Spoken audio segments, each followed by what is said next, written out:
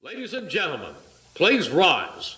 And now to honor America, please join in the singing of our national anthem. Representing the three-time Stanley Cup champion New Jersey Devils, Arlette.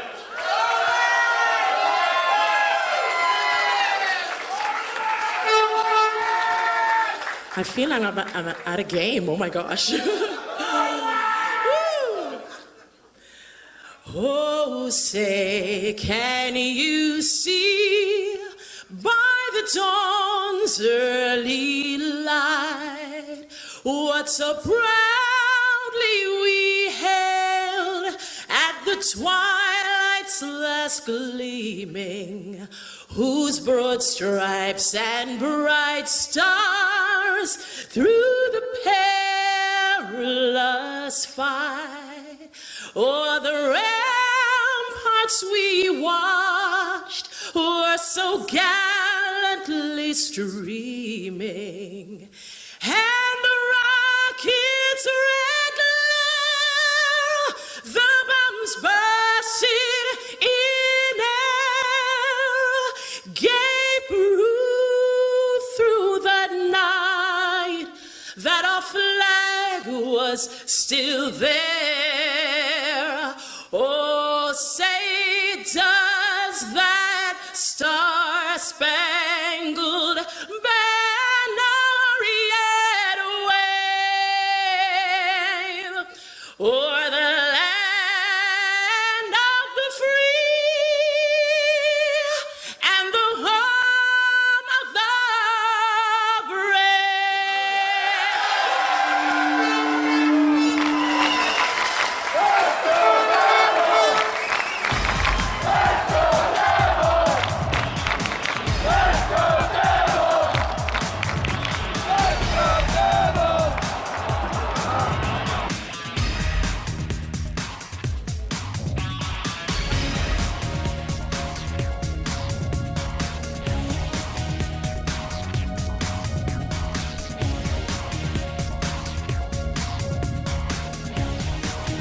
And welcome to the Let's Go Devils podcast. That was my best Sam Wu impersonation right there. You like that? All right, it's a happy Devils Sunday, even though it was kind of a miserable week for Devils hockey. But whatever. Welcome to the Let's Go Devils podcast. Here. What's going on? We're in episode, I don't know, whatever. What number are we on?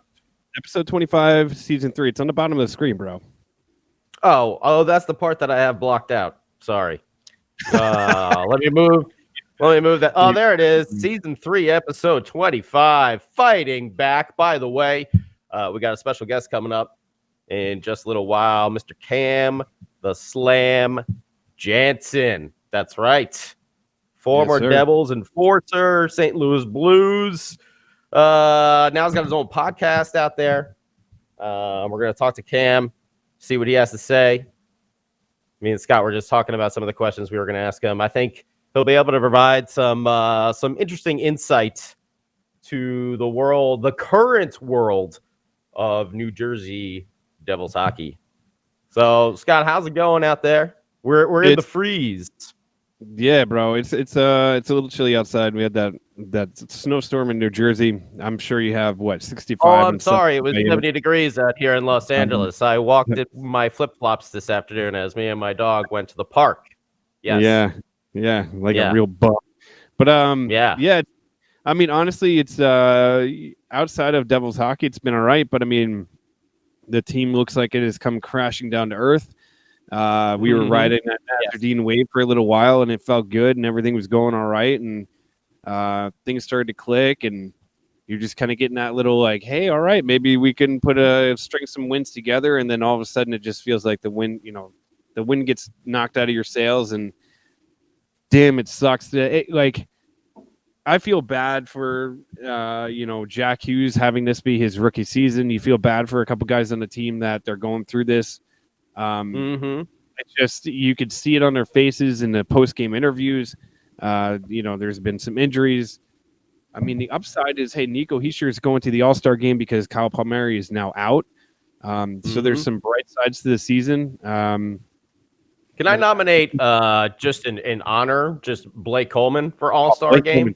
Beast. That was going to be my next point. I really think he actually deserved it. Yeah. Yeah. Well, hey, Nico's playing a hell of a game too, and I mean sometimes it doesn't show up. No doubt.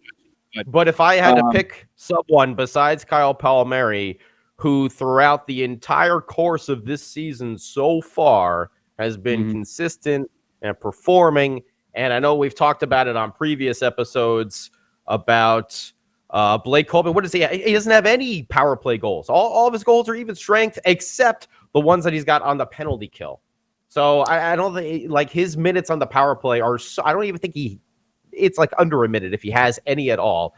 And to do everything that he's done at even strength when shorthanded, I don't know. Just from the entire season, even he's had these 2 miracle goals. That when he had the first game, the one-handed flip and everything. That I don't know. Blake has had an incredible season so far. Not to take anything away from Nico, but just say.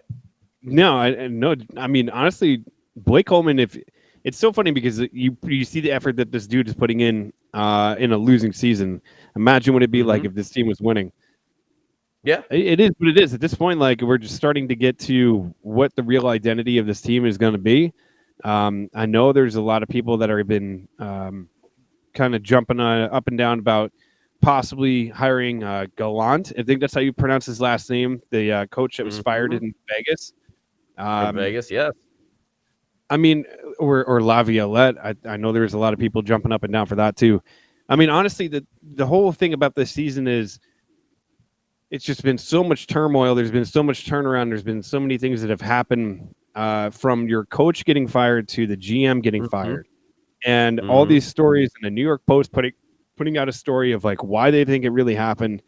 I mean, it just, damn, dude. Like I know we've touched on this like a million times. I'm not going to rehash it for like a half an hour, but dude, we had so much hope and so much enthusiasm going into the season.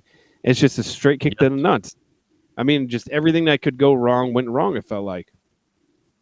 Definitely. And, I mean, it has, but, these last 3 games, though, were definitely troublesome because remember we were talking last week. We were saying how exciting it was to start watching Devils hockey again, and they're moving in the right direction, and this team is playing with grit and hustle, and they're fun. They're on the puck. We were talking about Nico, growing up before our eyes and everything. And this week was just a whole big turnaround back to the way it was in the beginning of the season. Now, hopefully, they just need a little break. All-Star freeze over here. They are a young team, so maybe just need a little rest here. And I think the goal for this team should be just try to get to 500. They are now 17-24. That's 7 games under. Last week we were talking, I think they were 4. So, they're 7 games under. If they can get to 500 by the end of this season, I'll be happy with the way things eventually turned out. Yeah, I mean, like, but then that's kind of like the catch-22 of it is like, do you want them to do that well? And like we've talked about this like multiple times. That's what happens when a season kind of goes like this, is you start kind of repeating yourself, and it's like you kind of rehash the same thoughts over and over and over again. So if the Devils get to that respectability, yeah, it's cool and everything, but at the same time, like, I mean, what do you want them to do that, or do you want them to finish lower and get a better chance at getting a higher draft pick? No, I want them to play hard, and I want to see them get to 500. That's what I think should be at this point in the season with everything that has gone wrong so far. I think that is an acceptable goal in the positive for this team. It's a deep draft next year. No matter what, we're going to get a good draft pick. And, oh, by the way, we got to find a new GM or decide what's going to go on with that whole situation as well. Before we start jumping ahead, we got to see what's going to go on with our own GM and our own coaching situation. Yeah, so yeah, totally agree. Maybe that's something we might ask Cam about, some of his friends. Maybe he knows someone that can help. Maybe he knows some people in the news. Yeah, so I'm just I'm just trying to catch up on like a bunch of what everybody's saying. Gallant, which thank you, Ryan, for giving me the proper pronunciation of that. Ryan Mann says Gallant lives 10 minutes from me. He said today he wants to coach again ASAP and can't wait for someone to call. He likely wouldn't come here, but maybe if we are fast. I don't know what that last part is referring to. Tim Clark Callahan, fan favorite. Tim. Already ordered his number 11 jersey in kind of high hopes that we're going to get that number 1 overall pick. Christopher Jacobs wants us 2 things. Number 1, can the Devils just pull the plug on Schneider? And that's something we'll talk about in a minute. And 2, what benefit does Wood serve on this team? He scores empty netters. Like a son of a bitch. I mean, he is netters. Gets those empty netters real nice. Man, Scotty, I don't know what's going on with your camera. You look awfully blurry, my man. I'm blurry right now, huh? Yeah, I just got a new router. Well, maybe I can. Oh boy! Hey, listen, don't leave me all by myself. Just be blurry. Yeah, I don't know if I want to mess with this right now. Yeah. Oh man. You know what the crazy thing is, and everybody's like, send him back to the AHL and all this other kind of stuff. So Corey Schneider, we'll talk about this. Man. We'll talk about this briefly now, and then we'll kind of touch on this again later. So Schneider had a 4-game stretch where he was playing really well in the AHL. Everything was. It's the lightning. You need light. Oh, lighting. Your lighting is terrible, apparently. Oh, let me turn on a light. Here we go. Look at that. Here we go. Technical difficulties. Anyways, I'll get back to what I was saying. Hey, now we can see you. Am I clear now? Yeah, you look great. I can see your pores. I have a huge glare on my face. It looks all right. You just need a little bit more sun. Walking around in 70 degrees for 5 minutes, go to a bodega to get a soda and coming back with your dog doesn't count. Zombie. Yeah, I'm like a zombie in LA. There's like sun out. I still somehow get no tan whatsoever. I don't know, man. Like, yeah. Kurt. But anywho's anyway, what were we talking about? Corey. So he has a 4-game stretch where he's playing really, really well. Gets brought back up due to injury to Blackwood, who apparently, I know he had the issue with his teeth and everything. Because he lost a couple teeth against the Islanders, and apparently they're saying that he got a concussion against the Rangers too. And that's why he was out a little bit longer than expected. Corey comes back. He gets thrown in 2 games because Domingue is just, I don't know if it's a combination of bad defense and just getting lit up.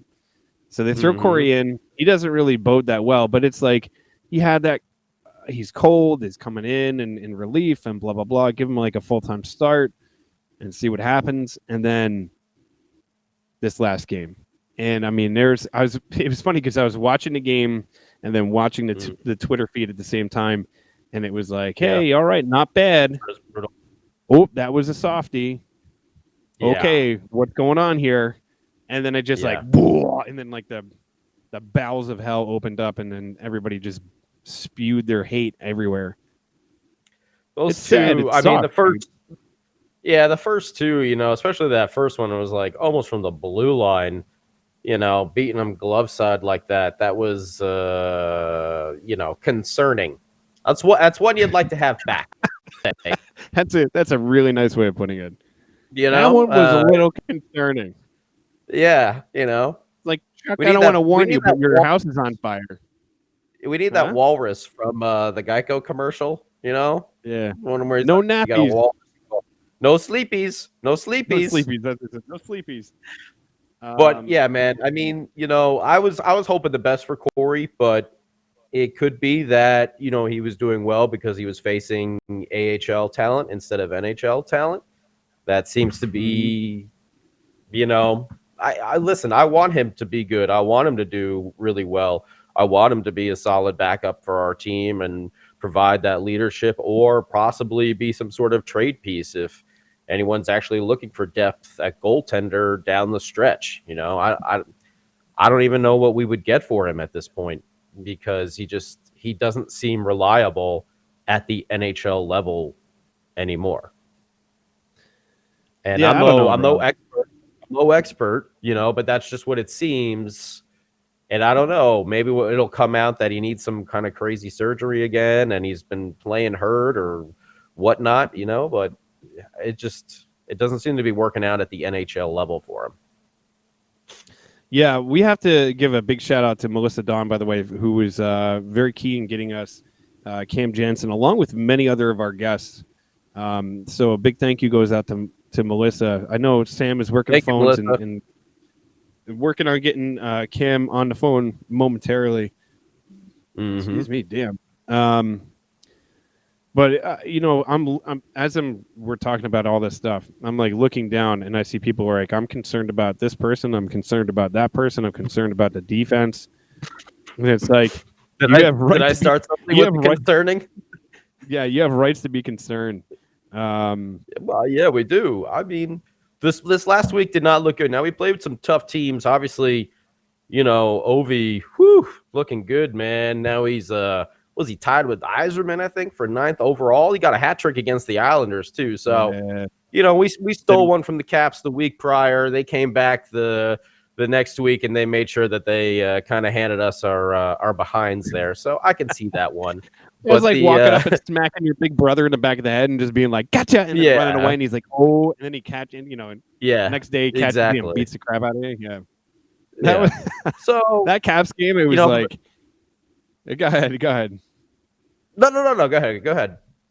No, I was going to say, like, the Caps game and just even that little stretch where they were, they looked good. They looked confident. They looked strong on the puck. They looked like a different team, a different structure. Like things were starting to work. And you were kind of getting this sense of like, man, maybe this team turned a corner and just certain things just fell apart. And I don't know, somebody just pointed it out and I just don't want to say if it's true or not, but someone was like, the team fell apart as soon as Corey showed up. No, I don't think so. I think they started falling apart before that, but you can't. Some guy's like, I got a scratch on my paint. I bet you that's Corey Schneider. They forgot ketchup on my sandwich. I bet you that's Corey Schneider too. I mean, not everything in the world. I ordered a junior bacon cheeseburger and I didn't get any bacon. Corey Schneider must have been there at that door. How do you give me a fish sandwich? Nobody likes that stuff. It's disgusting. I don't care if it's Lent. Man. Anyways. I don't think it's because Corey was recalled that we started playing very bad like that. I think the team was on a high note a little bit. I think the team was on a high note there for a little bit, and we got knocked down to earth. I don't know, the Toronto game maybe kind of like, took them for what they gave up. What was it? 7 goals, I think Domingue gave up, right? 7 goals in that game. And then they got, kind of, like we said, their butts handed to them by Washington. And then the Columbus game, they just looked asleep from the get-go. I don't know if that was, hey, this is the last game before the freeze. We just lost 2 in a row and our heads aren't in it. Oh, it was real bad. But that's... I was just gonna say, it's just one of those games like you watch it as a fan and you're like, hey, all right, okay, maybe we could I don't know if anybody else has noticed this, but we have been historically bad against the Columbus Blue Jackets for the last couple of years. And it sucks. Like it used to be a team that was like, hey, cool, Columbus is coming to town, dubs, just throw it up on the board now. We got this one in the bag. And now every time they come to town, I'm like, oh, please, just Cam Atkinson. When Panarin was on the team, it was like, so is he going to have like a 4 or 5 or an 8-point night tonight? Like, what is he going to do to, really just shove it down our throat? But it's just like, this last game was just absolutely rough. Columbus is that team that was scored his 1,000th goal or 1,000th point. Oh, okay. Congrats to Patty Kane right there. No, Columbus to me used to be the team that took the David Clarkson contract. That's how I used to think of Columbus Blue Jackets. Oh, you got a guy that's kind of past his prime or didn't really pan out? Here you go, Columbus. Man. Well, it looks like we are now joined on the hotline by the one and only, the Bulldog out there, Cam the Slam Janssen. Cam, how's it going, man? Welcome to the Let's Go Devils podcast. What's going on, guys? Not much, Cam. Thank you. Thank you so much for coming back and joining us.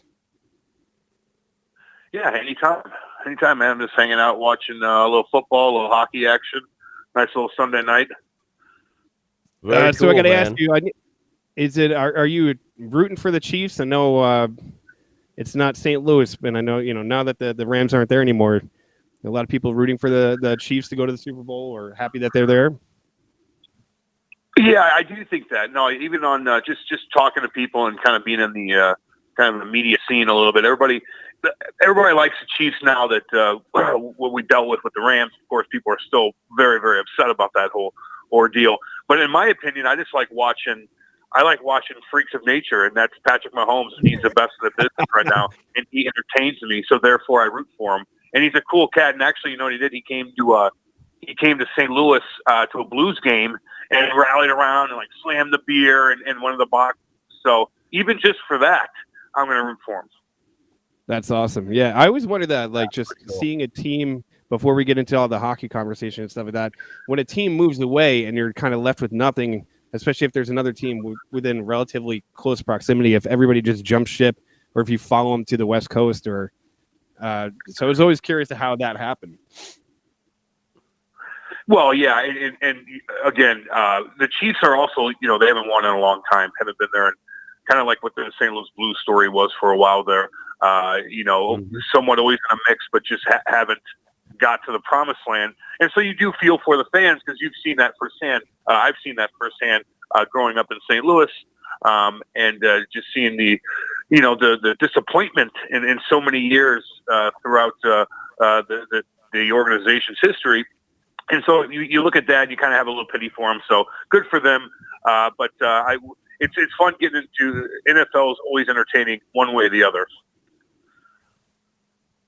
Absolutely. And I would think growing up when you were watching those Blues games, you probably watched a lot of Tony Twist square-offs back then on the Blues. Oh, are you kidding me, man? I actually just went over to his house the other day for I interviewed him for I have a podcast too, the Cam and Strick podcast. Andy Strickland's works for Fox Sports here in St. Louis as a local guy, and so we kind of teamed up. We actually went out to Twister's house, and then it was unusual. I'll tell you that. He's got sculptures and he makes all kinds. He's like the biggest handyman you could think of. But I grew up watching him, and and he would just beat the hell out of guys. Take his jersey off in the penalty box, do his thing. And, I met him a couple times. And then, of course, growing up here, got to be pretty good friends with him. So that was an experience nonetheless.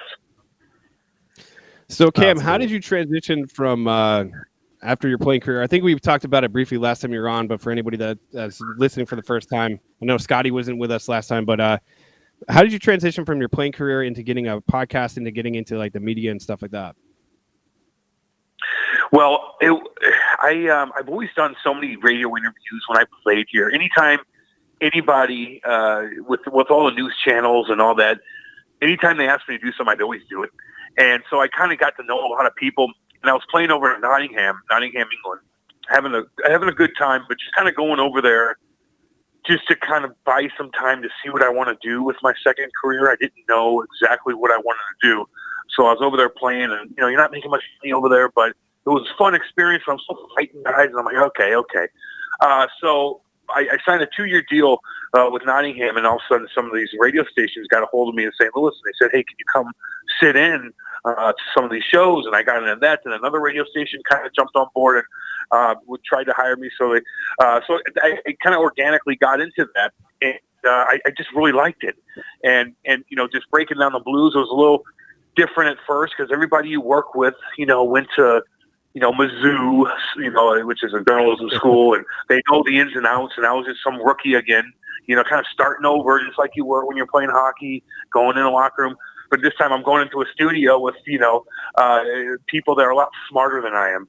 So you're learning a lot of things, and you kind of just be a sponge. And now I got my own show and podcast, TV, and all that stuff. So, but I worked my ass off to do that, man. There was a lot of stuff I just had to get thrown in the fire with, and I figured it out.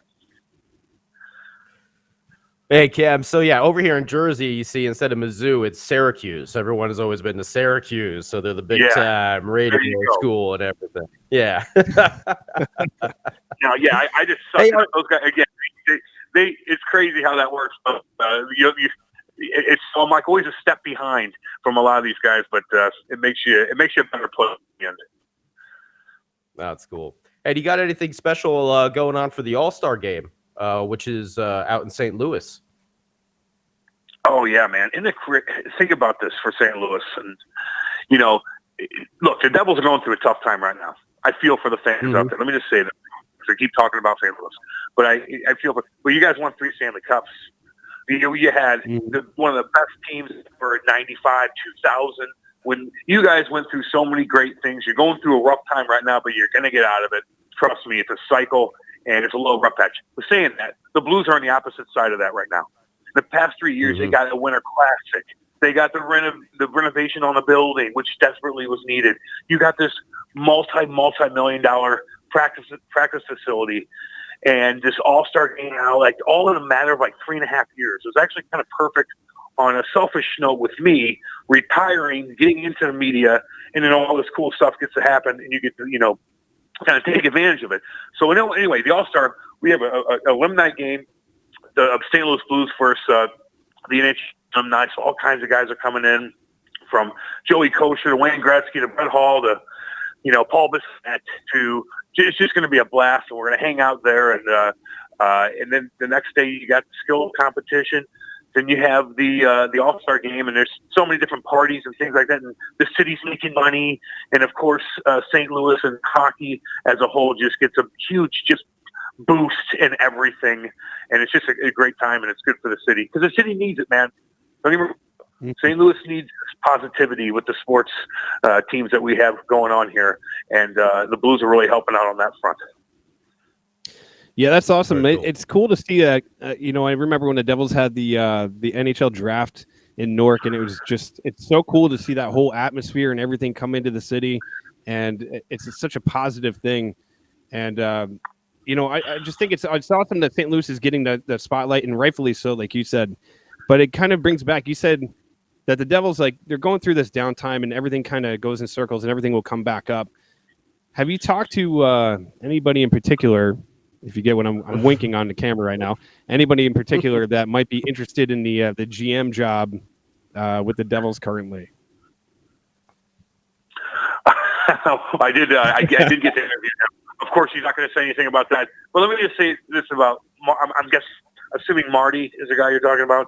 Some goalie who used to play for the team. Cam. Yeah, I've never heard of him. What's his last name again? I've never heard of him. No, he's a man, and we don't know that. But just think about what Marty's gone through real quick. So he has a Hall of Fame career, but not just that. You're under the Lou Lamoriello realm, right? So you're with Lou all the time. As being Marty, you're always talking to him. You're always the main centerpiece with everything. So you just get to see what he's all about throughout all those years, winning, seeing how he conducted himself, how he, got a training camp organized, things like that. And then all of a sudden you go over to St. Louis and you sit under Doug Armstrong, and you're just picking his brain, being a sponge, doing this, doing that. And so you have all this knowledge with all of added on to all the other knowledge that you brought on upon yourself because you're unbelievable. So whatever job he's going to get or he wants to get, he's going to be very successful with the knowledge that he's produced over the years. I mean, just think about it. That's true. You're sitting there with a wealth of knowledge, and it feels like he's primed and ready. And I feel like as a fan, it's like everybody wants him to be in that position. But I know we said this last week. The New York Yankees had a hard time bringing Derek Jeter into any kind of role because you can bring in a legend, but it's really hard to eventually have to walk away from a legend or fire a legend, God forbid.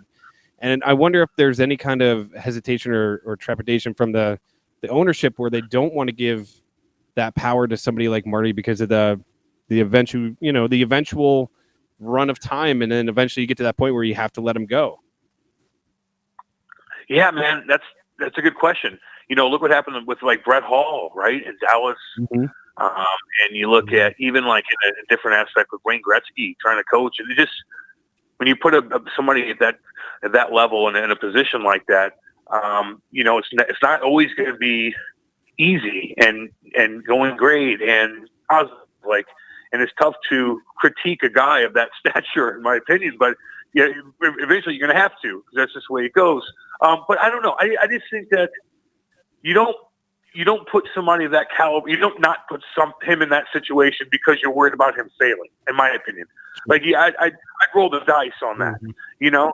But again, he might not want to. I don't know. I mean, it's a lot of stress. Like you could have. There's other jobs when it comes to big time jobs within the organization that might not be that stressful that he just would want to do. But look, when you've done what he's done throughout I would think that you maybe would want to be in control. And being a GM of a hockey team is probably the coolest thing ever. And I don't know if you think about it, right? I mean, it might be stressful, but you've done the most stressful things in the world and you've accomplished a lot. Why not do this?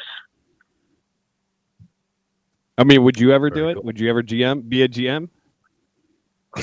I am a GM, by the way, of my Tuesday, Wednesday skates in St. Louis. There you I'm doing a hell of a job, like 15-0. But I create the team, so it doesn't count. We do actually do that. To be honest with you, dudes, like we have such an unbelievable facility here that they just built. Our alumni room, multi-million-dollar alumni room. We have our own stall, statue, like pictures of all of us. You have your own bar in there, and it's just such a luxury. And we take great care of it. Everything's professional. So we do have skates. And when guys walk in there and their jerseys are hung up and there's water and there's endless booze and food, and it's surreal at times. And, we take great care of that whole thing. And it's kind of like a privilege. Like you want to be a part of that. It's a privilege. And we all take it extremely serious. And all these guys that come in, they help out and things like that. So we got a really, really cool thing going. So therefore, I am a GM of my own little world. That's awesome. Very nice. Very nice. Hey, Cam, I wanted to ask you a question because I was looking back at your Devils career a little earlier today, and I actually noticed something that you and current Devils rookie prospect Jack Hughes have in common, and that is when you came up in your first year, you went through a coaching change with Larry Robinson very early on in the year, and then Lou came in and finished out the season. But it was a team with high expectations. That was, I think, maybe a game above or below 500 when Larry Robinson was fired, and then Lou coming with a new trade. What is that like as a player to go through something like that? Everything was weird at that point. I was a kid, and I, walking into the locker room, and you had all these guys there. Like, think about how intimidating that was for me. Walking into that Devils dressing room in 2002, in 2003, 4, 5, just when I was a kid going through, getting drafted. You got Marty, you got Scotty, Dano's cruising around at the time. You're winning cups left and right. Like and Lou, I was so damn intimidated, and it was good for me, And then all of a sudden, you make the team eventually, and you go off through all this stuff. Like I didn't exactly know what was going on. I mean, I was just riding the ride at that time, and you start hanging out with the other guys, and they would talk about different things, what's going on, and you're just trying to catch up on the moment there. But having Lou behind the bench was something. I got sent down. I remember this. I remember getting sent down, and I was practicing at the Knickerbocker Arena in Albany, just the coldest freaking rink in the universe. I was all called up for a little bit. Back down. I remember practicing there. It was so unbelievably miserable. Anytime you touch that, like everything hurt on your body. They didn't pay a damn dime for the heat in that damn place. I'll let them know. But anyway, I remember being there, and Lou. This all goes down. Lou gets hired, and I was the first one he called up right before Christmas. And then you have that Christmas break where you can't send anybody down. Remember the freeze that goes on, and that's like the best feeling in the world because you're automatically up for a week. But I was lucky I stayed up that whole year, and Lou was a coach, and it was great. I mean, he was, again, he didn't say much, but he watched every detail in practice. It was so funny. He'd be out on the skates, right, and he's not moving around too quick. but he'd have his Devil's jacket on, and he'd look and he'd just spin around in a circle, like to sit there and spin around in a circle and watch the guys go cruising around and practice, and he wouldn't miss a beat. But it was, as a young kid, to be able to just, again, like absorb that knowledge from that man and everybody on that team, it just helped me out a lot. Did you feel that manager coach really jump-started the team? Oh, yeah. Oh, God. I mean, we were so good. And then also we went on that a big streak, I believe, that year. But, yeah, it does. Look, anytime you do that, you're going to get a boost one way or the other. Some last a long time, and I mean, and some, don't, and teams will be consistent. But Craig Berube was a different story with that. I guess he won a couple games and then kind of went back down and didn't find their game for a while. But with him behind the bench, everybody's doing what they're supposed to do. Like they are, you know what I mean? Like everybody's on the ball. He's always there. He's in the locker room now. He's looking behind your shoulder, and you're just on. Now, it probably wore him out at that time, being a coach and doing everything else. Like, think about that. Good God. But he did it, and I believe we ran into that Carolina Hurricanes team in the second round there. So, Cam, we have a question from one of our friends on the Facebook group here. They want to know if even though the Devils are having a despicable season, what do you feel are some of the positives that we can really latch on to? And this comes from Matt from our Facebook group. Look, you got a core group of guys. You really do. And look, everything's going to change. The parity in the NHL, every team, look at the teams every single year. Like, you might think that you're down and out. It's just a matter of maybe implementing one or two guys here and there, not a huge guy. And all of a sudden you start gelling and it turns and you start having an identity. Really, you need one. They don't really have one yet. But it's not going to take a five player deal to be able to switch that around. You have the talent, you have the youth, you have the legs. The goaltending. That's always going to be a question mark. You need to find a solid goalie for any team that wants to be successful. But you do have the core players there, maybe a player or two away, and things are going to turn around. So, it's tough right now. But again. Just remember what you guys also have gone through. The unbelievable teams that you've gone through. So you always got to look back and remember that. Just always look back and remember that. You're going through a hell of a time right now, but boy, oh boy, you see so much. So this is kind of like one of those trade-offs where just got to suck it up and just be patient. Yeah, it's so funny because as a fan, you kind of get lost in that. You only live in the present. You only live in that moment.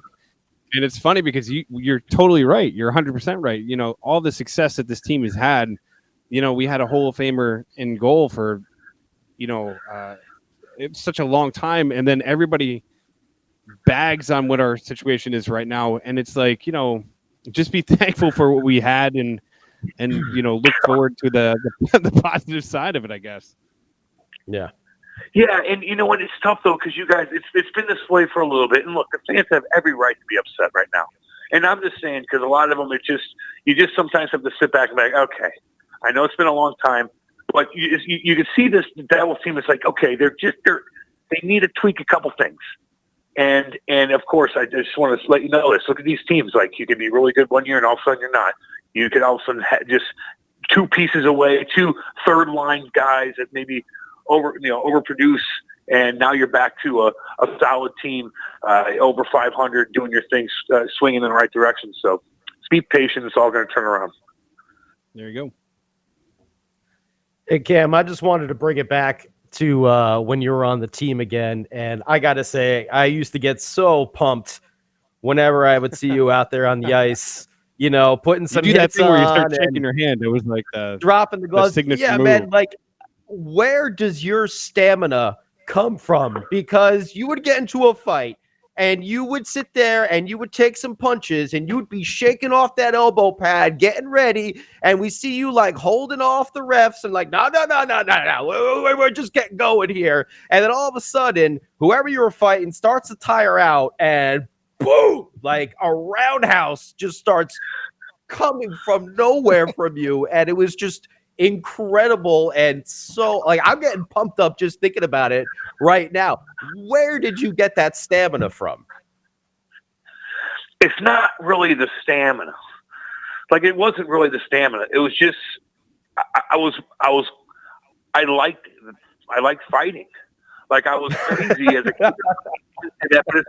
But I was just really, really physical soccer player. Then I wanted to, anytime I played hockey, I loved the hitting aspect. And of course I love watching Tony Twist, Chaser, and those guys fighting. And I'm like, wow, that's really cool. I want to get in that. So it all came natural. My mom and dad are tough, they're tough people, very, very cool people, but they're tough, and so I kind of have that aggression. And that I was fearless. So anytime I'd have a long fight, it's not really, okay, I have such good stamina. No, I was dying. Okay, I was dying. But I wanted to show so bad to where I torture my body and punches just to make it a fight. So, you can show your teammates, like, no, I got this guy. And the fans I'm going to put a show on for them. And, things like that. So it sounded like I was such an unbelievable cardio shape. No, I just sucked it up.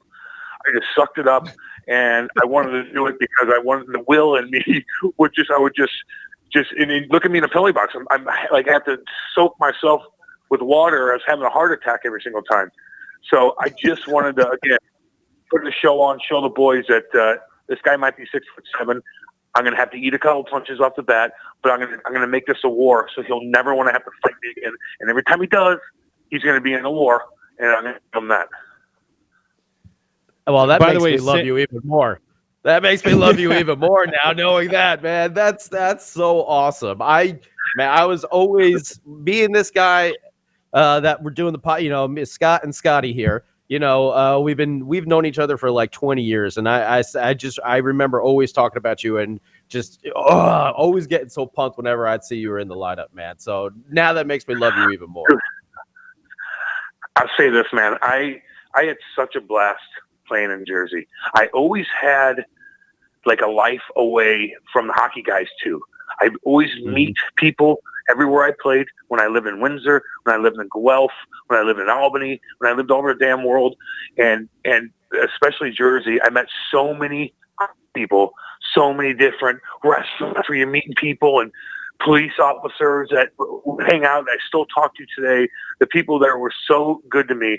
And being a kid cruising around Jersey and New York was such a fun time. I'm glad I actually lived through it, to be completely honest with you. But it all worked out, and I met so many cool people out there, and still kind of keep track and talk to them. And by the way, I might be coming out there for the Blues game again. I did that last year and had a blast. Put on 12 pounds. I put on 12 pounds because I went down to the Ironbound and got a bunch of good food there. And all I did was eat for like 40 hours straight. Nice. So Portuguese food down there. Oh my God. We also talked about it last time when you were on, when you do come out for the Blues game, we definitely have to grab a couple of beers after or before the game. It's one of the Sam, who couldn't be on tonight because his voice is shot because he's sick. He said he would not be happy with us if we didn't bring it up. But he said the hit that you had on Thomas Caberlet, where you got suspended for, he's like, that was a clean hit. And he's still pissed off about that. You should have never been suspended for that hit. He's out of his mind. that was way late, man. Are you kidding me? And I elbowed on my bank. Like that was the time where I was getting away with those. That was late. I just was committed to it, and I just said, I'm committed, and I put everything into it, and I hit him high, and he hit the boards real bad. But no, that was extremely late. That nowadays I would have got probably 15 games. So yeah, I had to honestly, like, I was dinging guys pretty hard right when I got called up because they took away the hook and clutch right when I came in the league, right after 2004. The hook and clutch was out. So guys like me that could skate, like really get up and get on the forecheck real fast, I was able to just catch guys so hard because I was gaining so much speed. And now you just can't do it. But I went through a phase where it was legal. I was hitting guys real hard and quick and on the forecheck. That time was real late.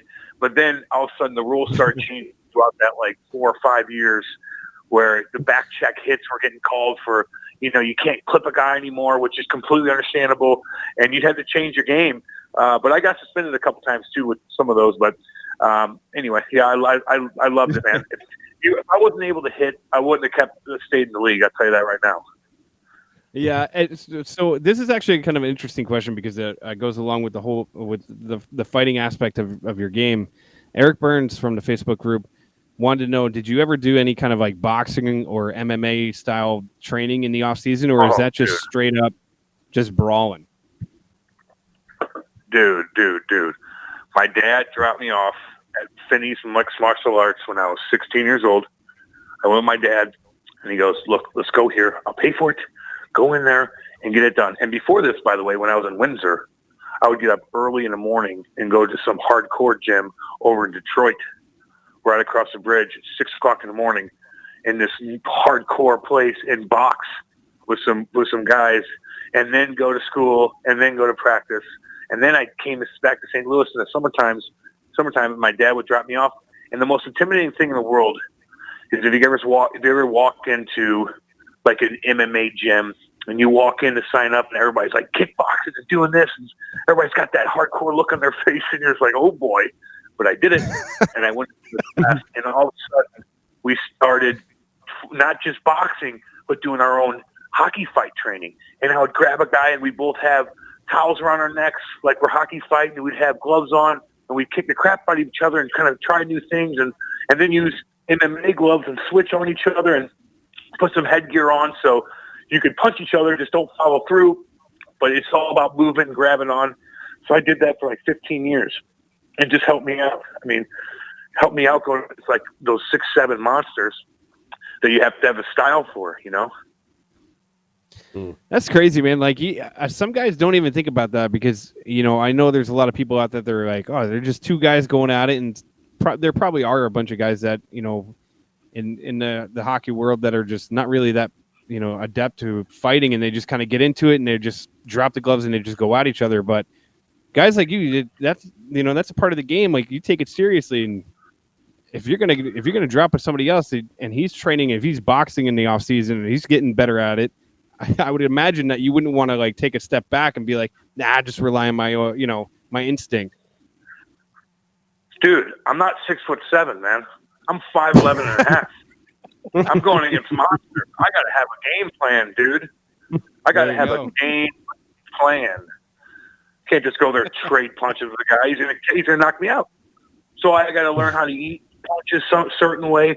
Get in, tie him up, maybe throw a left here. Nope, he's open up to me. Okay, switch to the right. Always switching, doing something. Find my groove. Yeah, dude. It wasn't just like, oh, I'm just gonna go trade tonners out. No. I've been thinking about this all damn day. It probably aged me just thinking about what I'm gonna do to a certain guy that night because he's got me by 20 pounds, and so I had to figure out a game plan. So this kind of leads right into the next question. And sorry, Scott, I'm like jumping on your toes there, but Benny Shea from Benny from our Facebook group wanted to ask who the toughest guy that you ever fought. And I know we talked about it a little last time, and we'll expand this a little bit, not just like in the NHL, but what about the AHL overseas? Like in your hockey career, who do you think is that one dude that really stands out that you're like, God damn, that was the hardest fight I ever been in? I'll give you the bad boys that scared me. And I told you I'm fearless, and everybody knows it, and that's fine. But there's always some guys that were in the back of your head. There's always some guys, and everybody has different guys. Everybody has different guys, you know. My guys were Trevor Gillies, Brandon Sugden, bad as the bone. I remember playing at 05 during the lockout, or 04 lockout.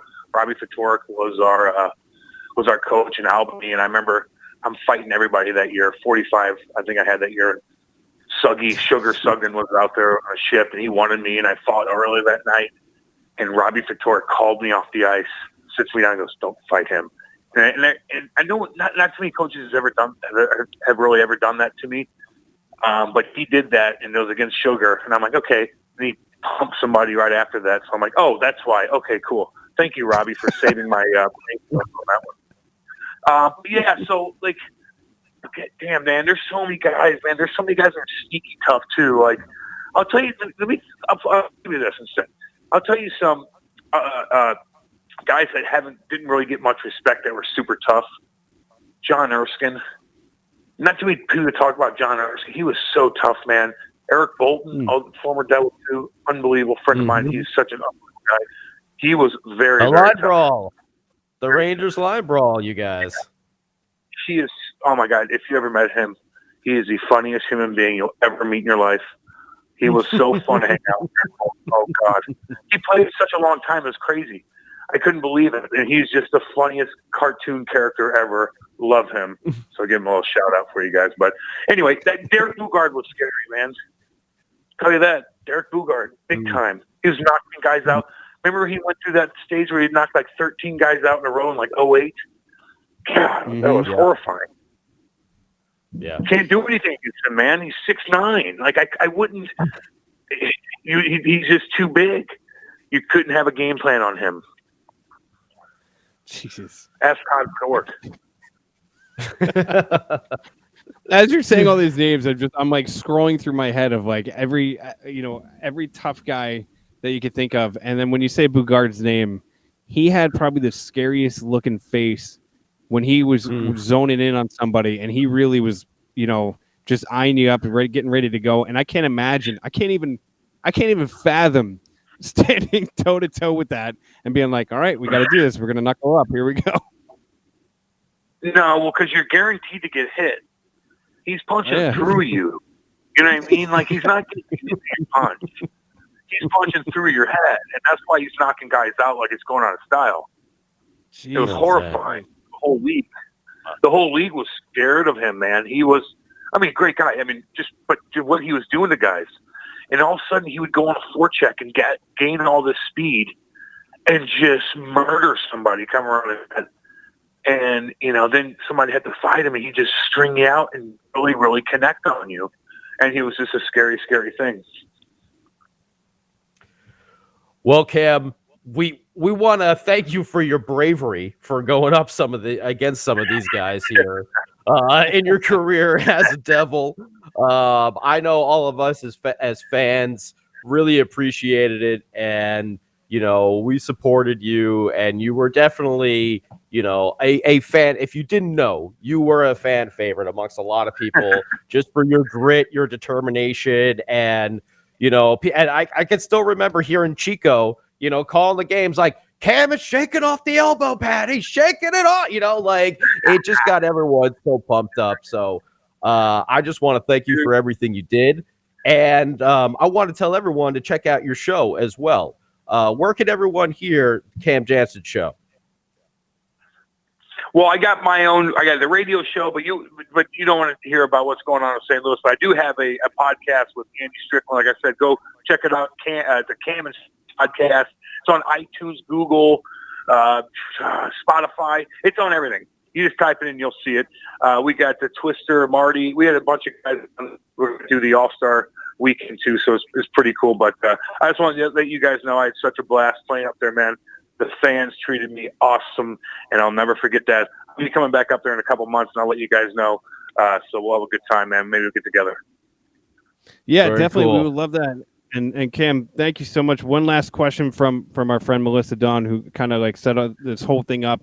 She wanted to know is, do you think, and this is the last one and we'll let you go, do you think the NHL is getting soft is what she wants to know? No, the guys are still tough. Like, it's not, it's not like what it was. And we all know that. And I accept that as a guy that has to watch hockey every single night and dissect it every single day. It's going in a different direction. They're trying to protect the guys, and I completely understand that. But fighting's still in it. Hitting is still there. Did you not just see what happened with Matthew Tkachuk and Cassian? Okay, yeah. 2 games for that. Give him 2 games. I don't care. That whole sequence was awesome hockey. It shows the dynamic, how dynamic hockey is as a whole. You have Connor McDavid that night going down and having this unbelievable goal. And then you have Matthew Tkachuk, who scores 20 goals, can go down there and hit and fight. It just was a cool thing for hockey. But it's going to get softer. That's just the way everything is. So the speed and everything else is so fun. And I like having that as a job, watching the games and it to the people in St. Louis. It's a good gig. Hell yeah, dude. And Cam, thank you Very so cool. much again. we look forward to seeing you when you come out. Like I said, when you come out, we definitely got to grab a couple beers, and it's an honor and a privilege to have you on with us. Right on, guys. Talk soon. Rock and roll. That is the one, the only Cam Janssen. And let me tell you what, man, the first time that we talked to him, I was so intimidated just because that was, and not because like, oh, he's a tough guy and blah, blah. It's because that was one of those devils that would, every time he came on the ice, I would go absolutely bananas. He was like one of my favorite devils, like from the moment that he got on the team. And I was definitely like, oh man, this is like, if we ever get Patrick Elias on, I'll be the same way. I'll be a mess. I'll be sitting in the background, just like staring at the camera, not knowing what to say. Awesome. I just said so cool. I thought about how just what he was talking about, how when Cam would get on the ice, he would get all that speed up, and you would see him. He would nail someone down there on the other side of the ice, chasing the puck in deep. And I do. I miss that side of the game. I think it's good. I don't want to see, too much like fighting in the sense, but I like the battle fighting. I like that with two guys that have been battling all along, or sometimes a team just needs to pick me up, if they're getting shut down. So I miss some of that. I know we've talked about it on previous podcasts, but I think Cam made some really good points, and glad to see that he's getting some insight about our friend Marty as well. Yeah, and dude, honestly, like it's so cool just to talk to anybody. Whoa, did you just pull that from the sky? What the hell just happened? I caught that corner of the eye. My mic is on that side, so I just a little switcheroo thing. Magic. But anyways, dude, it's just like it's such an honor, such a privilege to be able to talk to some of the people that we get on here. Chico Resch, I felt the same way the first time I talked to him. Doc Emmerich, I could have, created a dime. What is that? What is he saying? Ferris Bueller's Day Off. If you put a lump of coal up my butt, I would have had a diamond. That was that tense when we were talking to Doc Emmerich. It's just because like you don't. As a fan, we're just dudes. We're just regular dudes. Like, yeah, you're on the radio, so you have like experience with this kind of stuff. But for me and Shorts Guy and Sam, well, Sam's got experience too. But it's fun. It's like a bunch of guys just hanging out. When you get to talk to somebody that's actually in the game, or somebody that's been there and lived through it and gone through everything and experienced it, and especially played for the team that you love, like it's cool to get that inside track of like what it was like, or what all these other things. Like my brain is always swimming with 1,000 questions, and I always want to know like the dumb stuff, like what were people like in the locker room, or what did you guys do in your off time, how many of you guys actually like hung out and did stuff like that. Like I find that kind of stuff like super interesting. But anyways, we really enjoyed having Cam on and talking to us for as long as he did. He's got that podcast out there if you want to go check it out there. Devils Fans, interviews with Martin Brodeur. Maybe we can get some transcripts and read some of that and overanalyze it, and come up with some conspiracy theories and stuff like that. Yeah, exactly. And we'll have that for next week during the All-Star festivities, which will be in St. Louis, where Cam is. Cam brought up a really good point though about we were so spoiled for so long, and I know we've talked about this in the podcast before, where that's where a lot of our cynicism comes from, is you get comfortable with success, and you get to the point where you're just like, you expect it. You know what I mean? Like we were making the playoffs. We might have not have been winning the Stanley Cup every time out, but the Devils were consistently making perennial playoffs. Winner. Exactly. You're just like, the regular season, you were like, it's in the bag. We're fine. We're good. We'll make the playoffs, and that's when it's going to really matter. And it just felt like the playoff seeding back then was different. Remember, it'd be like one team from the West, the West, or what was that Southern division, the one Carolina would always win. I feel like they would be the only team getting in from that division. It was more like points based, so it's a little bit different playoff system now, but still. We were perennial every year. Yeah, it's freaking crazy. Like you go from that, and then you just you have down years and you just have losing and you have, first overall picks and this, that, and the other thing. It sucks though, because you, as a fan, you're so in the moment of what your team is doing right now. It's like, I know you can sit back and look back in the past and be like, man, and especially for us, we lived through it. It's not like our teams were winning in the 1960s or 70s and we didn't appreciate it, or even in the 80s when we were little kids and we were like, hey, all right, well, at least they won when I was alive.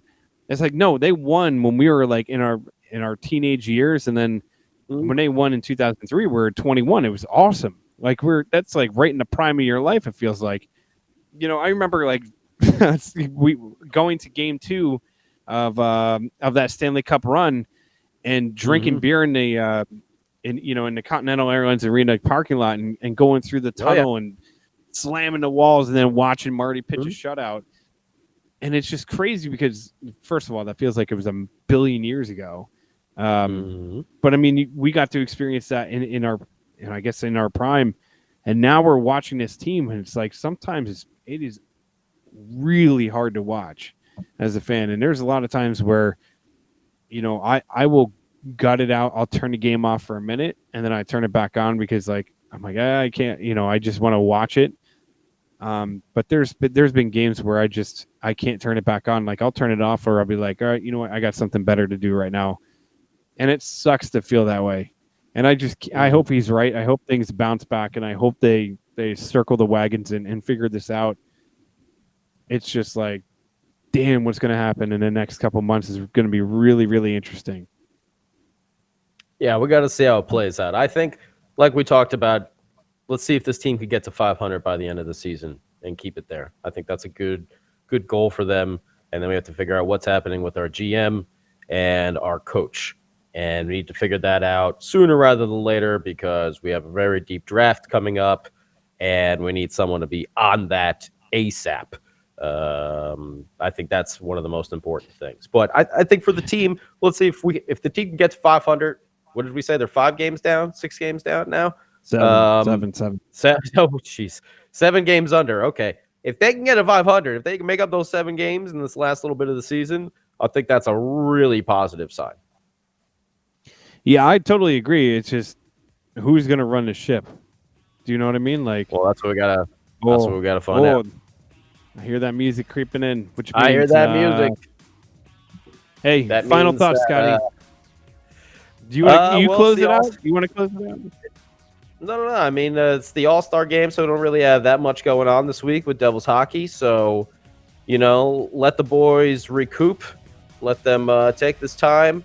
I hope Nico shines in the All-Star game. I hope he does something, one of these crazy individual effort goals that he's been giving us the past couple weeks. So very, very big congratulations to him. And like we were talking about earlier, I'd just like to say congratulations to Blake Pickles Coleman, who, along with Nico and Kyle Palmieri, I feel has been an all-star on this team. Yeah, my final thoughts are, first of all, thank you, huge thank you to Melissa Dawn for setting on, pretty much always being a huge contributor and helper to the show, and thank finding you, Melissa. us some absolutely incredible guests. So a huge thank you to her. Huge thank you to Cam Janssen for coming on the show. Like, it's such an honor. Like I said before, hopefully we'll talk to him again soon and grab a couple beers with them. That'd be pretty awesome. But huge shout out to Sam and Shorts Guy, who both unfortunately couldn't be here tonight. But Sam, hope you feel better. And that's it, man. All-Star break will be the All-Star break, and see if Tom Fitzgerald is going to be given permission to do anything with this team in the next month. And it's going to be interesting. It's going to be damn interesting. I feel like there's going to be some moving and shaking coming up. But who knows? Who knows? Maybe they hire a GM over the All-Star break. Could happen. You never know. Or make Fitzgerald official. Like, he's not in term. He's going to be the... Yeah, I know. I doubt it, too. We'll see what happens. But if they do, I tell you what, here's how we close the show. If the Devils make any kind of major news, or if there's anything going on, you know where you can find that information out? Right here on the Let's Go Devils podcast. Thank you for everybody for joining us. And remember, let's go. Devils.